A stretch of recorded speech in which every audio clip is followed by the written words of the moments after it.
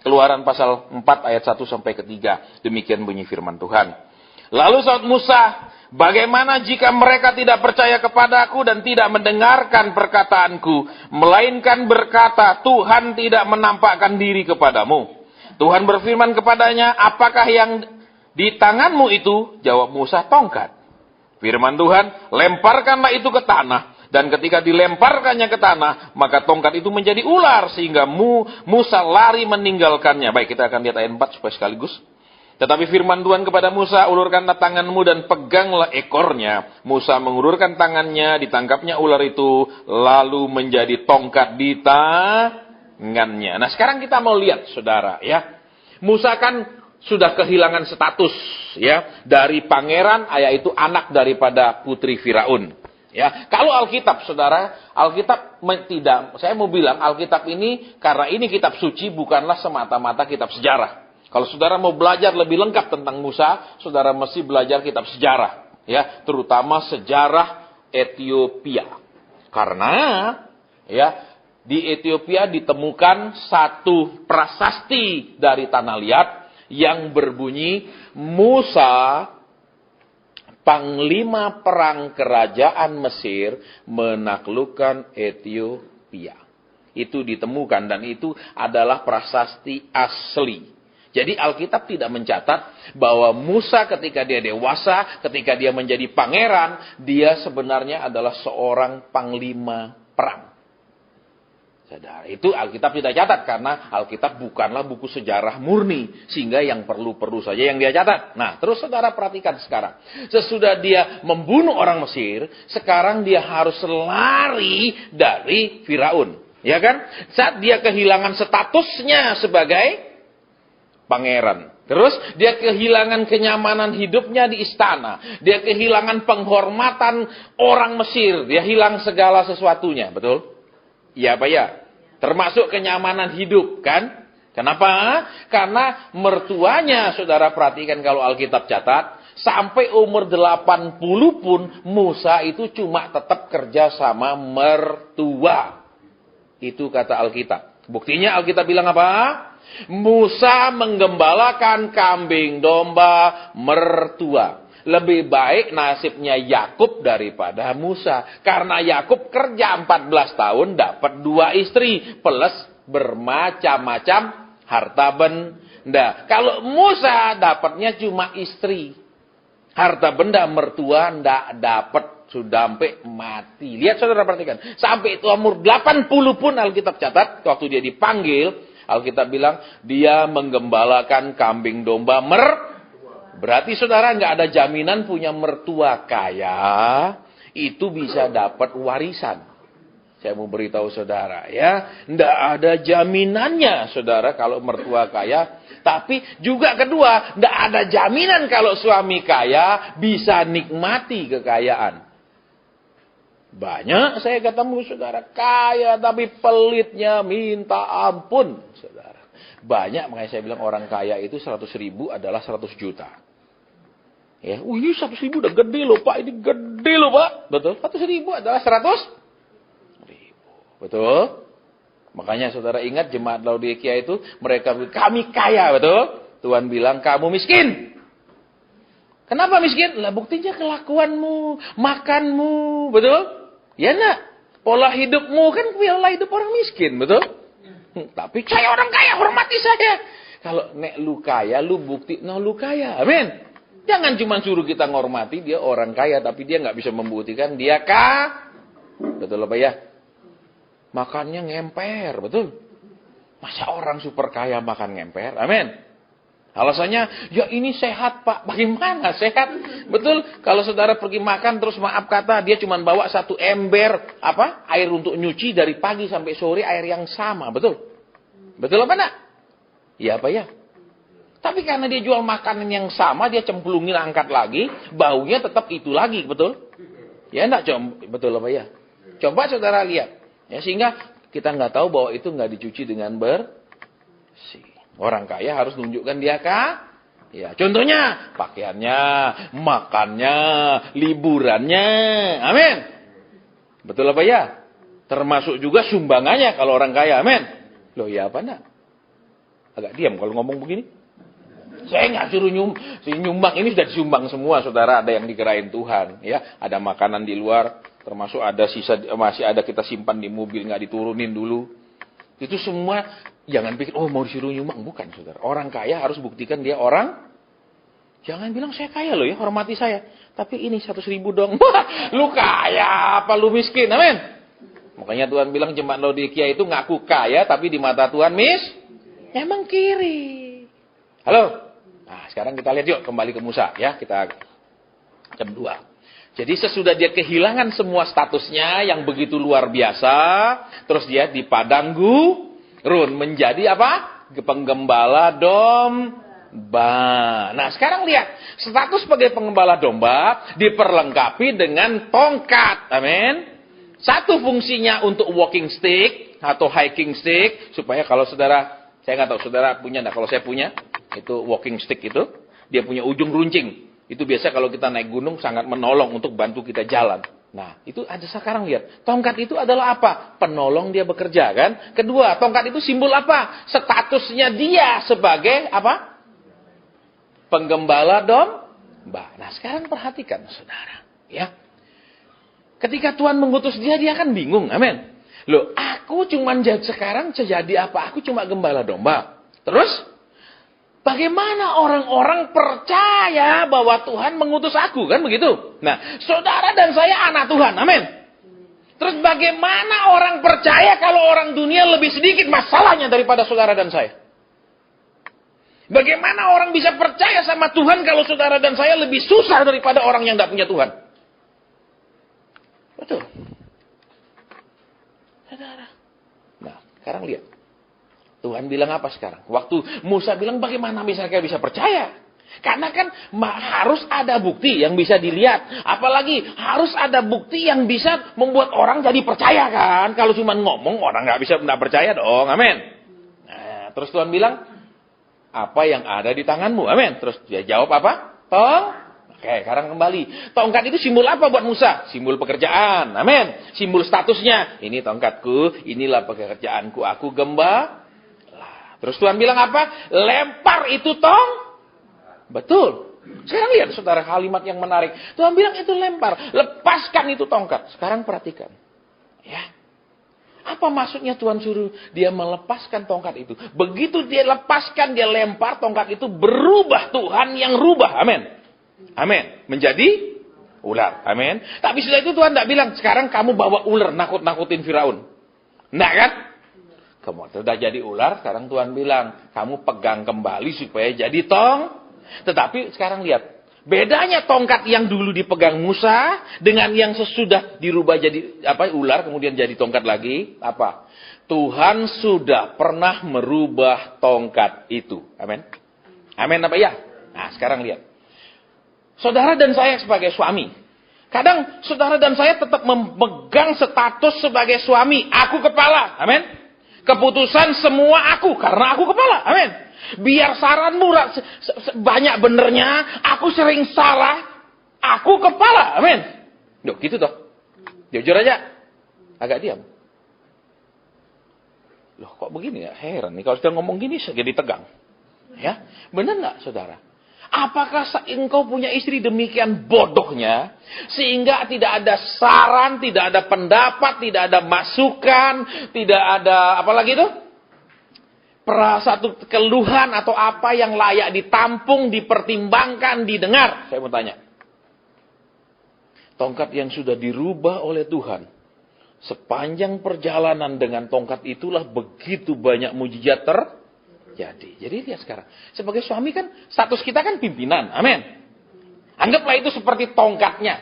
Terus, istri ngomong, walaupun masuk akal, walaupun itu benar, mungkin itu keluhannya, mungkin itu pendapatnya, mungkin itu nasihatnya. Tapi saudara dan saya seringkali tidak mau melemparkan tongkat status saudara dan saya. Merasa aku laki. Betul? Betul apa ya? Kok diem begini? Kok enggak ada bilang amin dari tadi? Saya kepingin ada dengar suara amin, saudara. Tapi saya enggak dapatkan malam ini ya. Kasihan ya. Ya, itu pada lupa semua tadi, Bu. Amin. Nah, kayak nanti kita nanti waktu pagi pulang saya akan doa. Pulanglah bawalah amin, dan nanti waktu ibadah bawalah amin ya, supaya ada aminnya ya. Karena ini sepi begini langsung pop. Lihat ya. Jadi apa? Kita masih pegang terus-menerus ke status kita. Saudara dan saya perhatikan. Tongkat itu kan statusnya dia. Tongkat itu kan penolongnya dia, betul? Tongkat itu menunjukkan siapa dia kan. Aku ini seorang gembala. Ya, saudara. Kedua, sebagai suami. Ya. Tuhan kan bilang, ketika Tuhan menciptakan Hawa, Tuhan rencanakan dia menjadi penolong. Amin. Betul apa ya? Penolong yang Tuhan rancang, bukan penolong yang seperti yang engkau dan saya inginkan. Iya apa ya? Loh, iya apa enggak? Waktu Tuhan bilang gini, Hawa, aku sudah jadikan kamu penolong seperti yang Adam mau. Seperti yang Adam pesan kepadaku, begitu.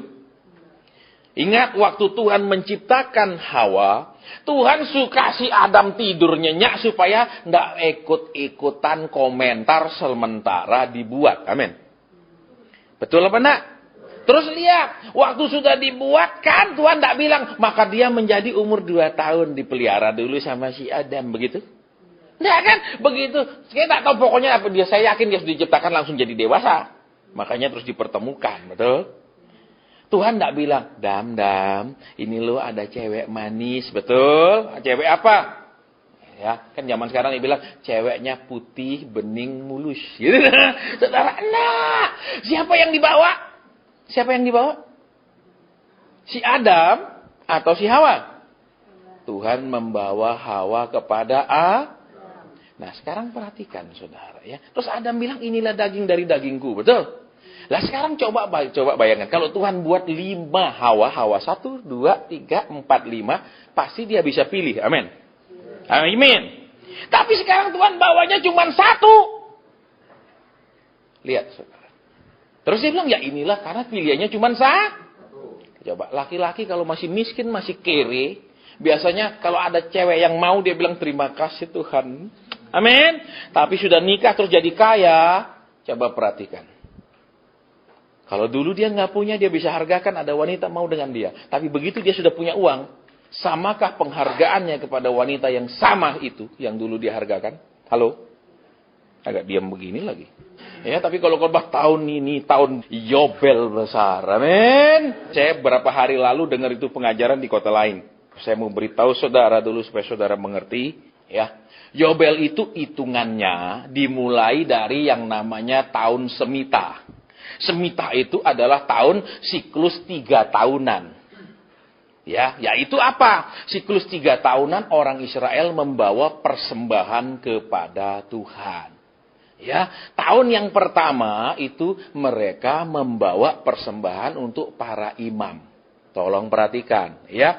Imam itu orang Lewi, bukan anak-anak Harun. Tolong perhatikan. Ya, jadi sistemnya gimana? Ya, waktu pembagian tanah Israel, supaya saudara ngerti ini, karena ini diputer balik, sehingga karena terlalu banyak diputer-puter, saudara tidak tahu yang benar yang mana. Ya, jadi supaya ngerti apa? Orang Lewi, ya, itu disebar Tuhan di setiap 12 suku punya tanah, orang Lewi itu disebar ke 12 suku. Kemudian, setiap 1 tahun 1 kali, ya, orang-orang Israel itu membawa persembahannya bukan ke Yerusalem, tetapi kepada orang-orang Lewi yang tinggal di kota-kota mereka. Karena setiap suku Israel itu ada orang Lewinya. Jadi orang Lewi disebar ke 11 suku yang lain. Tolong perhatikan. Supaya ngerti. Terus apa? Saudara, kemudian orang-orang Lewi ini nanti baru membawa 1/10 dari yang mereka terima dari orang Israel kepada keturunan imam besar, yaitu keturunan Harun. Sekarang perhatikan, saya mau cerita, kalau di gereja nggak mungkin mau sistem begitu. Nggak, kalau perpuluhan berarti harus diberikan kemana? Bukan ke gembalanya, tapi ke para pengerjanya. Nanti para pengerjanya baru yang memberikan kepada gembalanya 1/10. Itu kalau menurut hurufiahnya terjemahan Alkitab. Tapi di mana ada gereja yang melakukan seperti itu? Banyakan mereka terima dulu semua, baru mereka gaji imam-imamnya. Itu sistemnya aja sudah nggak cocok yang dilakukan sekarang. Ingat itu, ya. Jadi orang Lewi nanti membawa, dari dia terima dari orang-orang Israel, terus 1/10-nya lah baru dia berikan kepada keturunan Harun. Jadi orang Israel ini tidak langsung memberikan kepada keturunan Harun, terus keturunan Harun bagi-bagi kepada orang Lewi. Tidak ada, nanti buka Alkitab baca benar-benar supaya ngerti. Ya. Supaya kenapa, saudara? Karena ini diputar balikkan terus saudara enggak ngerti. Nah, oke, sekarang kita kembali ke tahun semitah dulu supaya ngerti. Ya, supaya enggak masuk tahun Yobel terus enggak ngerti artinya. Ya. Terus apa? Saudara, tahun pertama dari hasil mereka itu, mereka serahkan ke para imam. Itu pengumpulan tahun pertama. Kemudian tahun kedua, mereka itu serahkan untuk upacara perayaan-perayaan. Karena kan di Israel itu, di setiap tahun itu ada 3 perayaan besar. Mudah, ngerti? Saya nggak sebutkan apa perayaan Pondok Daun, sudah saudara hafal lah itu, ya. Terus apa? Itu tahun yang kedua. Wah, jadi tidak setiap tahun ngasih imam. Tolong perhatikan. Ya, terus tahun ketiga itu perpuluhan khusus untuk orang miskin. Tolong perhatikan, bukan ke imam, bukan untuk perayaan-perayaan agama, tapi itu ke orang miskin. Berarti apa, saudara? Kalau saudara merayakan Yobel, pendetanya berarti harus berani ambil konsekuensi. Dari semua persembahannya itu, 1/3 harus untuk orang miskin. Di mana ada total semua persembahan 30% untuk dana diakonia orang miskin. Saya tanya, ada? Ada? Nggak ada. Saudara. Jadi, nggak boleh langsung ngajarkan tentang Yobel. Kenapa? Karena Yobel itu dihitung dulu dari tahun semita. Habis itu ada yang namanya tahun, halo, sesudah tahun semita ada yang namanya tahun sabat. Begitu bilang Yobel, karena kalau ngerti Yobel sebagian, terus saudara aminkan, ada hukum-hukum di dalam perayaan Yobel itu, tahun Yobel, yang pasti saudara tidak akan setuju kalau saya jelaskan. Salah satunya, di zaman dulu orang Israel itu kalau beli tanah, hanya 50 tahun. Sesudah itu harus dikembalikan ke pemiliknya. Perhatikan. Saudara mau sekarang tanah saudara kembalikan ke pemilik yang saudara tempat beli? Siapa yang mau angkat tangan? Ya, jadi tidak boleh cuma berita. Memang di tahun Yobel itu, nanti saya ceritakan. Nah, sebentar saya akan cerita dulu tentang tahun Sabat. Ya, memang ada pembebasan. Ya. Pembebasan dari utang, pembebasan dari itu ada. Tetapi ingat juga, apa? Mengembalikan tanah-tanah yang kita beli. Karena tanah itu kalau menurut hukum Alkitab Perjanjian Lama, tidak dijual selamanya. Tapi 50 tahun saja. Tolong perhatikan, ya. Jadi kalau saudara nggak dijelaskan benar-benar ikut-ikutan kayak gitu, hati-hati. Ya. Amin, Yobel. Oke, tanahmu kembalikan. Karena tahun Yobel juga mengembalikan tanah-tanah yang sudah dibeli kepada pemilik sebelumnya. Tolong perhatikan. Nanti buka di Alkitab, saudara akan ketemu semua. Saya nggak buka Alkitab yang terlalu panjang. Oke, sekarang kita masuk ke, jadi tahun semita itu 3 tahun siklusnya. Ya, tahun pertama, tahun kedua, tahun ketiga. Terus lagi dikembalikan tahun pertama, tahun kedua, tahun ketiga. 2 kali tahun semita itu adalah 6 tahun.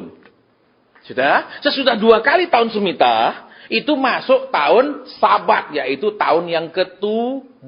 Di tahun yang ke-7 orang Israel yang punya sawah, punya kebun, itu sama sekali tidak boleh nanam apapun. Istirahat total 1 tahun. Perhatikan. Ya, berarti apa? Kalau saudara merayakan Yobel, pernah nggak saudara istirahat 1 tahun total? Sama sekali nggak kerja, nggak ngapain. Pernah? Nggak pernah. Nah, terus kok bisa tidak ada sabatnya tiba-tiba bisa masuk Yobel? Yobel itu adalah 7 kali tahun sabat. 7 kali 7, 49. Masuk ke tahun 50 itu namanya Yobel. Supaya ngerti dulu, saudara. Karena kalau enggak, amin, amin. Berapa hari lalu ada orang SMS saya, Pak Asen, tolong doakan saya supaya di tahun Yobel ini hutang saya selesai. Saudara mau enggak punya utang 50 tahun kemudian baru dilunasi? Mau? Mau? Ikuti sudah tahun-tahun itu. Ya, sekarang saudara punya pergumulan, 50 tahun lagi baru sudah dilepaskan, mau? Kalau ikut-ikutan Yobel, mau? Ya, ikuti saudara. Ya, saudara, supaya kenapa? Kalau Tuhan ikuti tahun Yobel yang seperti yang sekarang ini, berarti janda Sarfat itu mesti tunggu perayaan tahun Yobel baru bisa ditolong Tuhan. Amin. Dari kemiskinan, dari bahaya kelaparan. Amin. Amin. Terus, Naaman yang sakit kusta itu tunggu tahun Yobel baru dilepaskan dari penyakitnya. Mau? Silakan kalau mau. Saya akan doakan hari ini supaya berlakulah seperti Yobel itu. Ya, karena itu ngawur semua, saudara. Ya. Kalau saudara mau cari khotbah tentang Yobel, kalau saudara bahasa Inggrisnya bagus, buka www.divining word. Mengartikan Alkitab. Di situ semua ngambilnya. Tahun Yobel itu apa ngitungnya? Itu semua dari situ dah. Ya. Jadi saya buka rahasianya sedikit supaya saudara jangan, wah dia dapat pewahyuan. Enggak, itu ada semua di internet. Saudara. Ya. Jadi lihat dulu sekarang. Tahun semitah, yaitu apa? 3. Jadi kan 3 tahun nih. 3 tahun berarti tahun pertama, tahun kedua, tahun ketiga. Berarti kan sepertiganya untuk orang miskin. Amin. Nah sekarang saudara pergi ibadah ada nggak dibilang 30% dari semua persembahan itu untuk orang miskin? Pernah? Bahkan seringkali nggak jelas kok berapa ribu, berapa ratus rupiah. Amin. Jadi nggak mungkin dong kalau tidak dimemenuhi dulu tahun semitanya aja tidak dilakukan, tiba-tiba bisa masuk tahun Sabat. Dari mana rumusnya? Terus tanpa ada tahun Sabat tiba-tiba bisa masuk tahun Yobel. Nggak ada. Sekarang kita kembali dulu ya. Tahun Sabat. Di tahun Sabat itu apa? Karena semua orang lihat yang bekerja di sawah, bekerja di kebun tidak menanamnya. Bahkan kalau ada pun katakan seperti dia tanam anggur, kan anggur tidak ditanam lagi tiap tahun. Hasilnya pun kalau keluar itu nggak boleh dipetik oleh yang punya. Saudara perhatikan. Berarti apa? Orang-orang miskin itu bisa mendapatkan hasil kebun-kebun orang Israel. Mereka yang tidak punya tanah, tidak punya kebun, bisa dapat cuma 7 tahun sekali. Tolong perhatikan. Mau saudara cuma diberkati 7 tahun sekali? Mau? Tiap 7 tahun baru ada duit. Tiap 7 tahun baru ada duit. Mau? Hati-hati saudara. Makanya Kristus itu adalah kegenapan hukum Taurat. Kalau dimasukkan kembali ke hukum Taurat, terus saudara mau Tuhan bekerja dengan cara seperti itu, yang rugi siapa? Kita yang rugi. Saudara. Ya, kita yang rugi. Saudara dan saya mau diberkati tiap hari kan? Amin. Lah ini baru bulan ke-6. Usaha sepi aja yuk. Sudah stres berat semua, amin. Betul apa ya? Apalagi 7 tahun, amin. Loh, iya dong. Kita ngomong fair, saudara, karena ini bikin kacau semua, saudara. Ya, karena tidak dijelaskan apa yang benarnya, detailnya gimana. Tiba-tiba Yobel besar. Then what? Gitu loh. Nggak mungkin lompat begitu. Harus ada sejarahnya lebih dulu. Terus sekarang lihat kembali ya. Di tahun Sabat itu, karena petani walaupun punya kebun, katakan dia punya kebun anggur, tapi anggurnya pun dia nggak boleh petik. Dia itu orang miskin. Tahun itu apa saja yang tumbuh tidak boleh si pemiliknya utik-utik. Itu semua untuk orang miskin. Jadi orang miskin bisa masuk ke kebun orang tahun itu, pergi ambil apa yang tumbuh dan segala macam. Nah sekarang saudara mau nggak tiap 7 tahun ke-7, ya dong? Apa yang saudara punya diambil-ambil orang, mau? Loh, saya ngomong terus terang saudara. Ya saya tidak, maaf saya bilang saya nggak ada urusan sama acara Yobel yang mau dibuat. Karena saya berapa hari lalu dari kota lain, kita punya perusahaan di kota lain, ya koordinator kita bilang, Pak ini ada Yobel besar, apa sih maksudnya? Saya jelasin dulu dari tahun semitahnya. Saudara. Karena kenapa? Nggak mungkin ada Yobelnya kalau ini tahun-tahun ini nggak diikuti dengan teliti. Terus lihat. Berarti apa? Tiap tahun ke-7 imam-imam nggak dapat persembahan. Betul. 1 tahun penuh tak ada persembahannya. Terus sekarang saya mau tanya. Yang sudah Kristen 10 tahun tolong angkat tangan. Turunkan. Yang sudah jadi Kristen 20 tahun tolong angkat tangan. Sekarang pertanyaan saya. Pernah enggak ada gereja istirahat ngambil persembahan 1 tahun? Enggak ada. Terus kok bisa tiba-tiba ada tahun Yobel tanpa ada tahun Sabat? Kita ngomong fair, saudara. Ya, saya nggak nyinggung siapapun, saudara. Karena saya berapa hari lalu dia bawa, apa sih artinya, Pak? Saya jelaskan. Loh gitu ya artinya, Pak? Loh iya, baca Alkitab kalau nggak percaya. Saudara, itu kalau nggak ada, ini tiba-tiba kok bisa nyontak ke Yobel. Kok enak sekali. Betul, saudara nggak pernah sekolah, tiba-tiba kelas 6 SD, bisa? Nggak bisa. Oke, terus apa? Terus Tuhan bilang apa? 7 kali tahun Yobel. Lihat, 7 kali tahun Yobel berarti berapa kali tahun Semita? Karena satu tahun, apa namanya tadi? Bukan Yobel 50 tahun, tahun ke-50. Tapi 1 tahun Sabat 7 tahun. Yang terdiri dari 2 kali tahun Semita. Ya, yaitu siklus 3 tahunan. Nah, berarti lihat sekarang. Kalau 7 kali Yobel berarti kan 14 kali Semita, betul? Betul. Nanti tapi itu tidak penting buat saudara. Karena kenapa? Perjanjian baru, Yesus itu tidak lahir pada tahun Yobel. Halo? Dia mengadakan pembebasan tidak pada tahun Yobel. Waktu dia disalib tidak tahun Yobel. Jadi jangan sampai saudara diambil dikembang-kembangkan. Terus amin. Yes, tahun ini. Tapi lihat dulu di tahun Yobel itu saudara yang apa sekarang? Ya. Orang yang dibeli sebagai hamba-hamba, ya, itu harus dilepaskan juga. Bahkan di tahun ke-7 pun kalau mereka punya hamba orang Israel, mereka beli, itu di tahun ke-7 harus dilepas. Dikasih bebas.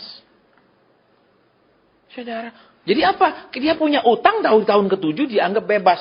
Saya mau tanya saudara-saudara, berapa banyak saudara bebasin orang punya utang? Ayo, tetap nagih kan? Jujur. Ya kalau kecil-kecil sih, ya cincana, cetiau notiau, betul? Kalau MM-an, enggak apa-apa lah, haleluya. Ayo, pasti nagih kan? Tapi di tahun Sabat itu juga harus dibebaskan. Itu cuma 7 tahun loh, saudara. Betul? Lah ini saudara yang kali kan, beri, antar, enggak pernah dibebaskan kan? Kita mau ngomong jelas, ya. Ya, karena coba lihat, ya kan? Kalau ikuti tahun itu, ingat, ikuti tahun Semita saja, 30% untuk orang Nah, itu dituruti enggak ya? Ayo. Betul. Coba saudara lihat tiap pulang ibadah. Berterimalah berkat. Ada enggak tiap pulang ibadah jemaat? Ya, tahun ini kita punya tempat. Ini ada kas, katakan 2 miliar. Terus, ini semua akan dibagikan ke jemaat. Pernah dengar begitu? Ya, enggak pernah tuh. Amin. Yang ada, mari tabur, betul. Ya enggak? Pemakaiannya kabur, amin. Betul enggak? Nek kerusuhan mau dipakai kabur, amin.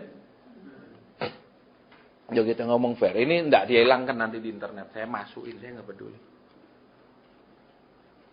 Kalau itu fakta, enggak usah takut dengan fakta.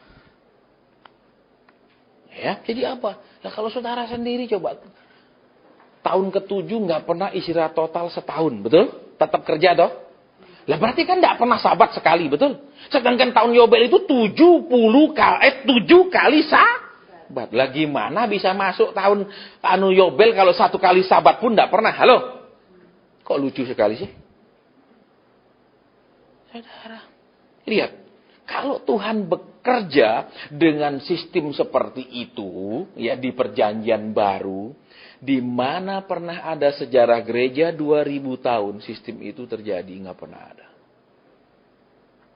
Ya, kalau saudara mau belajar, saudara bisa internet, saya kasih websitenya semua, saudara belajar sendiri.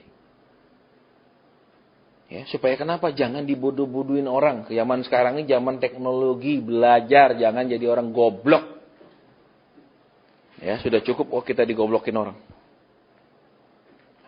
Terus sekarang lihat lagi ya. Lihat.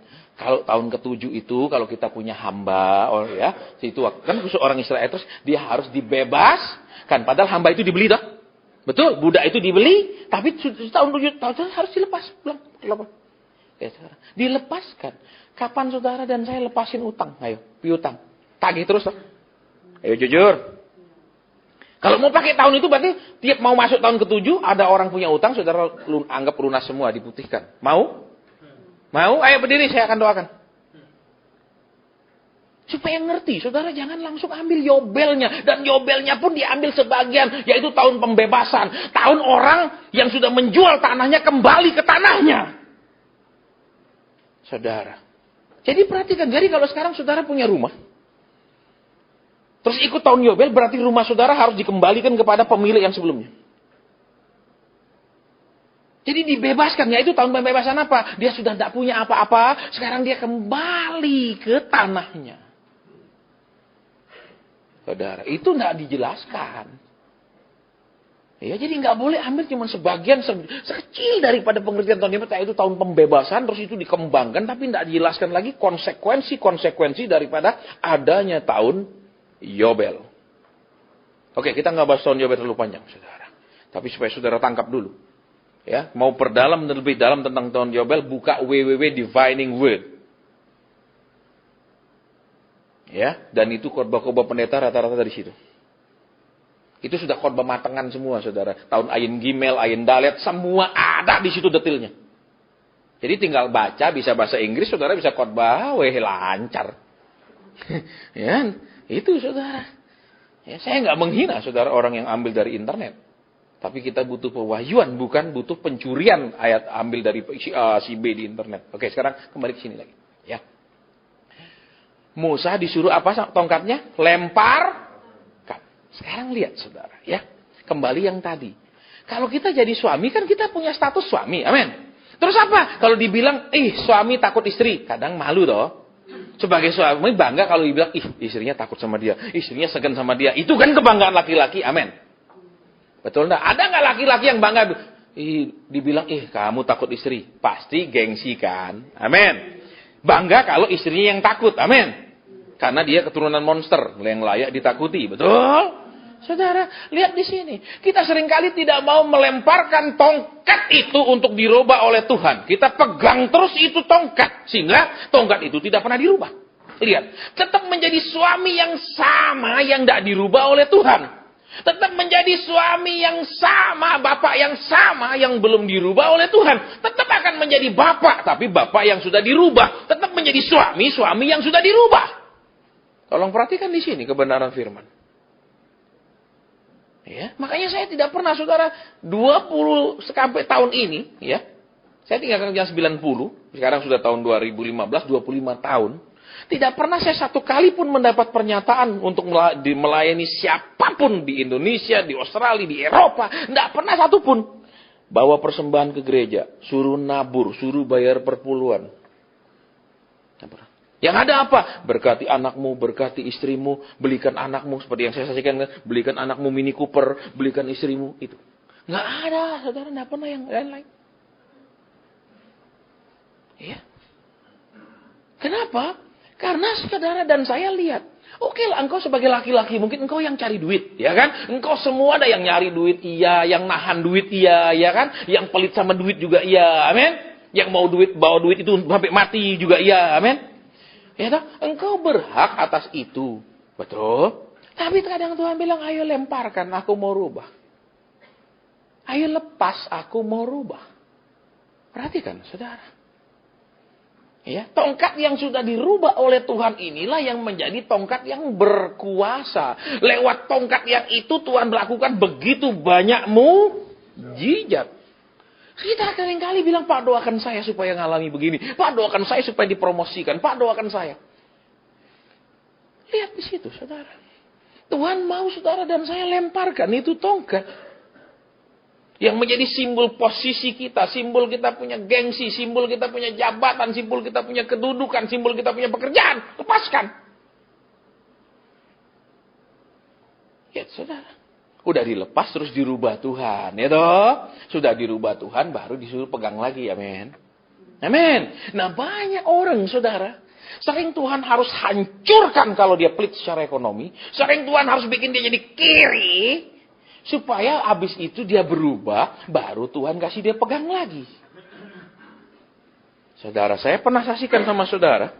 Ya, pertama saya ketemu sama dia. Tuhan bilang apa? Belikan istrimu ini. Istrinya kan bilang, loh kok Pak Hasan tahu? Saya minggu lalu ke Singapura sama suami saya. Emang iya Pak, saya kepingin. Harganya 360 juta. Tahun itu saudara, sekian puluh tahun yang lalu itu berlian. Kok bisa tahu Pak Hasan? Lah Tuhan kasih saya lihat, saya bilang. Loh, kalau dikasih lihat Tuhan pasti bisa lihat dong. Betul, orang buta pun kalau dikasih lihat Tuhan bisa lihat. Amin. Nah, terus saya bilang sama suaminya, kau belikan istrimu. Itu harganya segini Pak Hasan. Belikan istrimu. Ingat sih itu antara pendeta, pengusaha, dan setan. Yang tertinggi kedudukannya adalah pengusaha.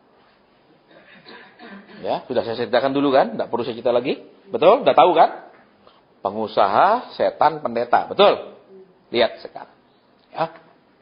Kalau pengusaha mau syukuran pabrik, undang pendeta. Betul? Kalau rumahnya ada sering kelihatan apa-apa, undang pendeta. Betul? Lihat, pengusaha takut sama setan. Lihat saudara. Terus pasti undang pendeta.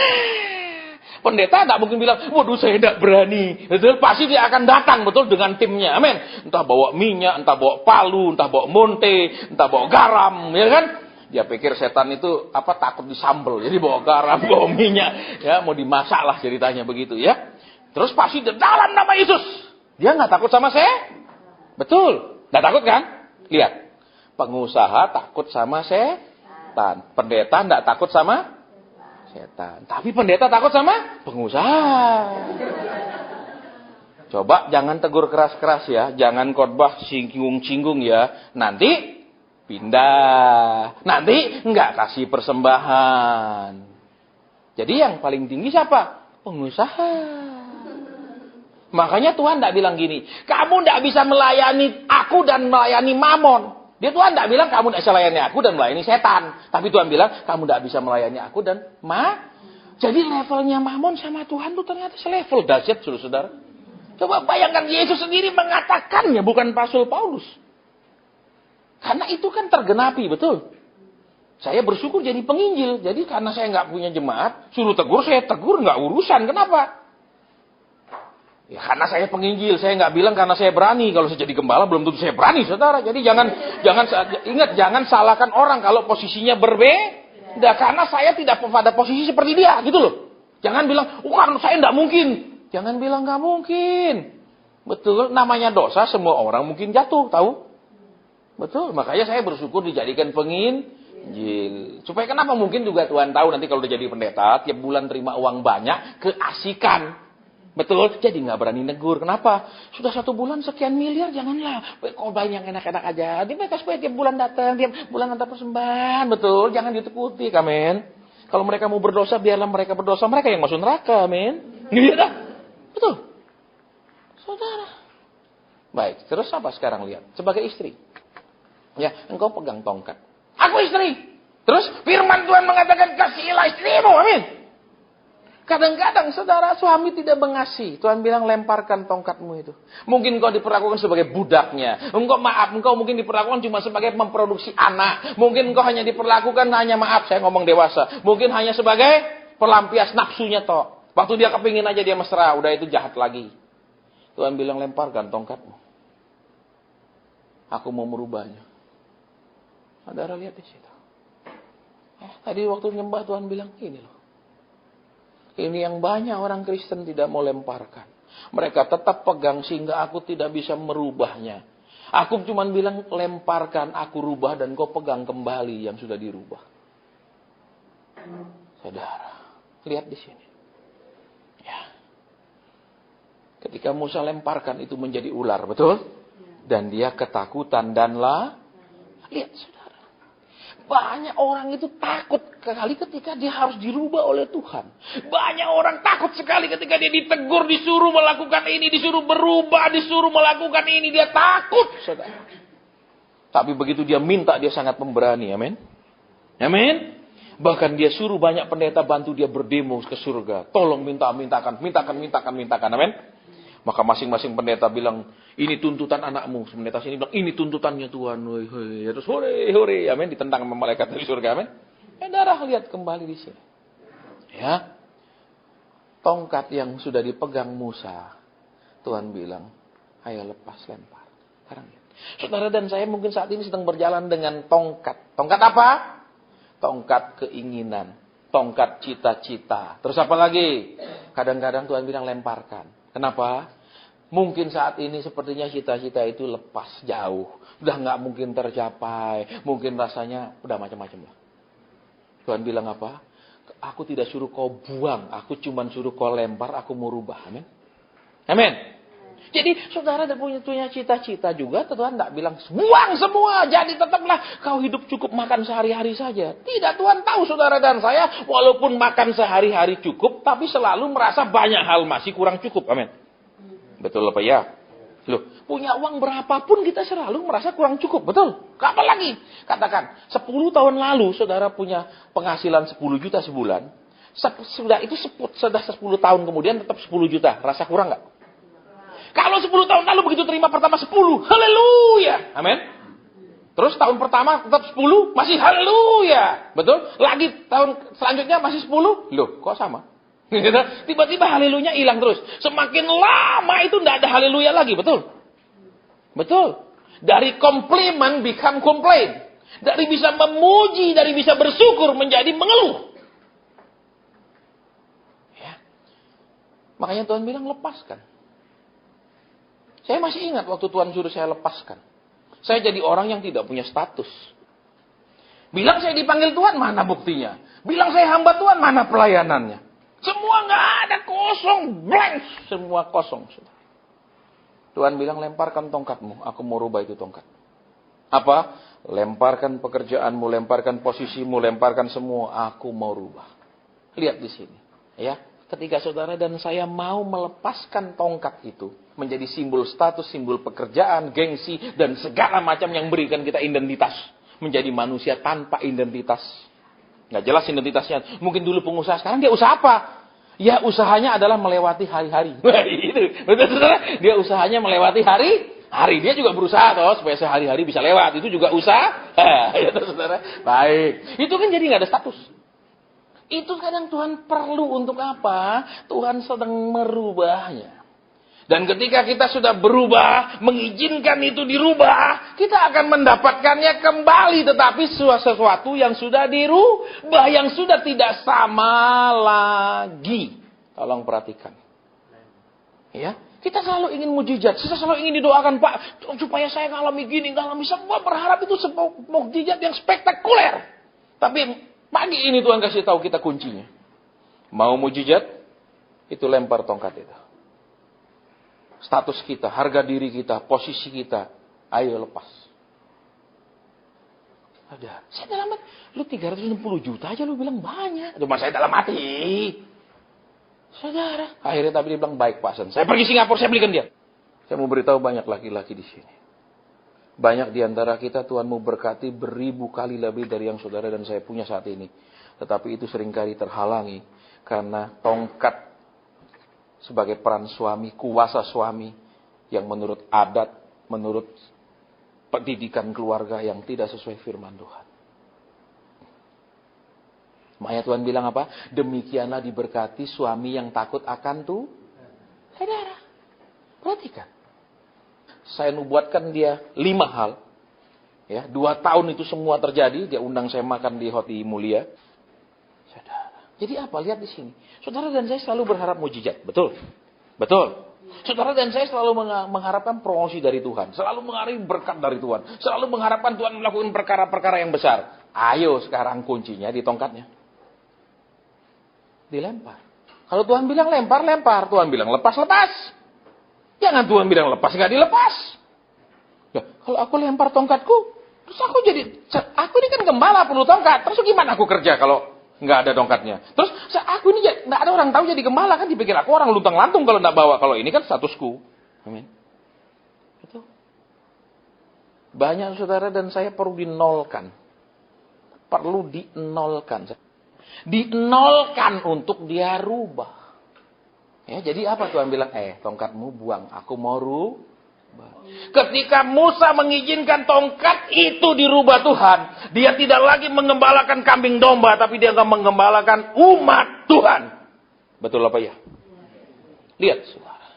Ketika engkau mengizinkan tongkat yang hari ini engkau pertahankan itu, apa saja yang engkau pertahankan sekarang yang Tuhan sudah lepaskan? engkau tidak akan pernah banyak perubahan radikal. Apa sih tongkat yang sedang kita pegang saat ini? Mungkin tongkat keakuan sebagai laki-laki, tongkat kekerasan sebagai suami, tongkat yang apa? Aku suami, pokoknya aku putuskan, aku. Saudara, hati-hati. Hati-hati. Ya. Kalau Tuhan bilang belikan, belikan. Kalau Tuhan bilang anakmu kepingin ini, aku setujui, berikan. Saya berapa kali ketemu, Pak Hasan, anak saya kepingin HP Android. Kasih, Tuhan bilang. Tapi Pak, tapi dia yang porno-porno. Kalau bapaknya tidak porno, anaknya tidak porno. Masa bapaknya jagung, keluarnya telur, maaf kata, keluarnya itu pohong. Ya enggak dong. Betul. Iya apa ya?